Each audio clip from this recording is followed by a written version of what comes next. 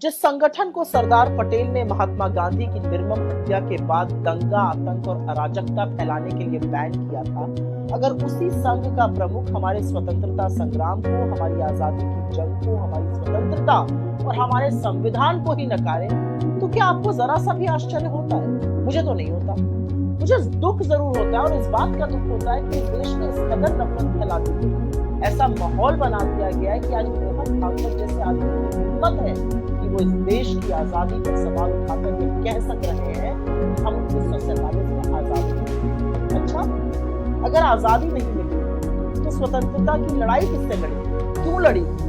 रानी झांसी से लेकर भगत सिंह, राजगुरु, सुखदेव, अशफाकुल्लाह खान जैसे लोगों ने अपने प्राणों की आहुति किसकी आजादी के लिए दी? लाला लाजपत राय ने कहां की आजादी के लिए लाठियां खाई? पंडित नेहरू ने अपनी जवानी के 10 साल जेलों में कहां की आजादी के लिए बिता दिए? किस आजाद देश की नींव रखी थी उन्होंने? सरदार पटेल देश में आए वापस वकालत छोड़कर किसके स्वतंत्रता संग्राम में शामिल हो, और किस आजाद देश में तमाम रियासतों और रजवाड़ों को उन्होंने जोड़ डाला? बाबा साहब ने किस आजाद देश के लिए संविधान बनाकर सबको बराबरी का दर्जा दिया? और तो और महात्मा गांधी ने सत्य और अहिंसा के बल पर किसको उखाड़ फेंका था, किसको आजादी दिलाई थी? लाखों करोड़ों भारतीयों ने ब्रिटिश हुकूमत को किस देश से खदेड़ दिया था? हमारी आजादी, आजादी का आंदोलन, संविधान के ऊपर जो सवाल उठाए हैं मोहन भागवत ने, वो वस्तुतः देशद्रोह है। इनकी दिक्कत यह है कि आजादी में इन्होंने अपनी छोटी उंगली का नाखून तो कटाया नहीं, पूरे आंदोलन में इनका कोई योगदान नहीं था। ये तो वकूरी कर रहे थे, माफीनामे लिख रहे थे, इसलिए ये उस इतिहास को ही नकार देना चाहते। असल में तो इन लोगों को इस देश की आजादी से, स्वतंत्रता संग्राम से, संविधान से नफरत। जिन्होंने संविधान की प्रतियां जलाई, जिन्होंने बाबा साहब के पुतले फूके हों, जिन्होंने 53 साल तक तिरंगे का बहिष्कार किया, वो ना आजादी को समझ सकते हैं, ना देश के संविधान को समझ सकते हैं। असल में इनके अंदर एक कुंठा है, और कुंठा यह है कि इनके पास एक भी ऐसा आदर्श नहीं है जिसका पूरे देश में सम्मान हो। इनके आदर्श तो अंग्रेजों की मुखबिरी करते थे, माफीनामे लिखते थे, अंग्रेजों का साथ देते थे, बताते थे कि कैसे 1942 का भारत छोड़ो आंदोलन, उसका कैसे दमन किया जाए।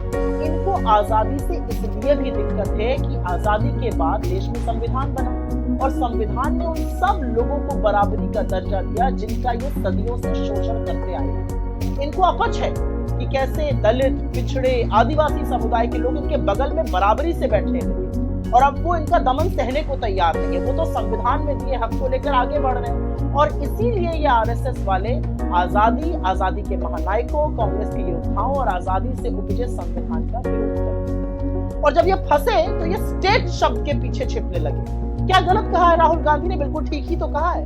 हमारी लड़ाई पूरे तंत्र से है, उस स्टेट से है जिस पर पूरा का पूरा संघ काबिज है। एक निरंकुश सरकार से है। मूर्ख भाजपाइयों को राष्ट्र और स्टेट में अंतर नहीं पता है। स्टेट निकम्मी सरकार, भ्रष्ट नौकरशाह, संघियों से बड़ी एजेंसी, और 100% हमारी लड़ाई उनसे है जो हम पूरी शिद्दत से लड़ रहे हैं। अरे कुछ नहीं तो संविधान का आर्टिकल 12 ही पढ़ लिया होता, उसमें आपको पता चल जाता कि स्टेट का मतलब कुछ और है, राष्ट्र का मतलब कुछ और है। लेकिन एक बात माननी पड़ेगी कि राहुल गांधी जैसी वैचारिक स्पष्टता और किसी में नहीं है। उन्होंने बिना संशय के इस देशद्रोही वक्तव्य को वो बुलाया जो बुलाना चाहिए था। असलियत तो ये है कि मोहन भागवत ने यह वक्तव्य 48 घंटे पहले दिया था। सुई टपक सन्नाटा छाया हुआ था, मीडिया भी सोया हुआ था, विपक्ष भी शांत था। जब राहुल गांधी ने इस बारे में बात करी तब सब लोगों ने इस पर बोलना शुरू किया और मोहन भागवत की कलई खुलने लगी। आज इस देश को जरूरत है एक ऐसे नेता की जो बेबाकी से, बिना संशय के विचारधारा की लड़ाई लड़ सके, जो गलत को गलत कहने का मादा रखता हो, और वो राहुल गांधी हैं, जिनकी रगों में बलिदानियों का खून दौड़ रहा है, जिनके पूर्वजों, पुरखों, अपनों का खून इस देश के तिरंगे में शामिल है। और राहुल गांधी ने जो आरएसएस को लेकर और आरएसएस प्रमुख के उस घटिया बयान को लेकर कहा है वो 100% सच है। इस देश की आजादी पर सवाल उठाना देशद्रोह है, उससे इतर और कुछ नहीं।